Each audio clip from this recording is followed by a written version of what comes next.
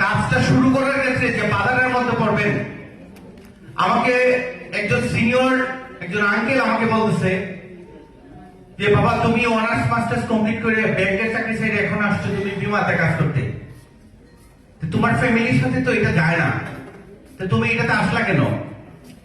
দেখেন, এই প্রশ্নের উত্তরটা যদি আমার কাছে ক্লিয়ার না থাকতো তাহলে ওই কথাটাই আমার ওই প্ল্যাটফর্ম থেকে চলে যাওয়ার জন্য যথেষ্ট ছিল না। আমি 1 মাস ঢাকা থেকে ট্রেনিং করি জয়েনিং এর পরে।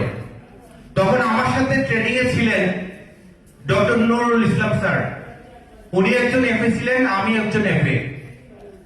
উনি বর্তমানে এশিয়ান ইউনিভার্সিটির ডিন হিসাবে আছেন।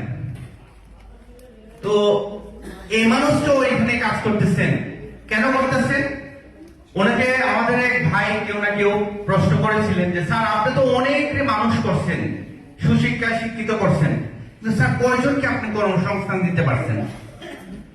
এই ভালো লাগার থেকে সোনালী ম্যানেজমেন্ট সিস্টেম দেখে সোনালীতে ওনার আশা। তো দেখেন, আমার আঙ্কেল যখন বলছিল যে তোমার সাথে এটা যায় না, আমি তখন বোঝার পরে যখন কাজটা শুরু করছি তখন ওই মানুষটা এখন কিন্তু পজিটিভ কথা বলে যে তোমার দ্বারা অনেক কর্মসংস্থান হয়েছে। ব্যাপারটা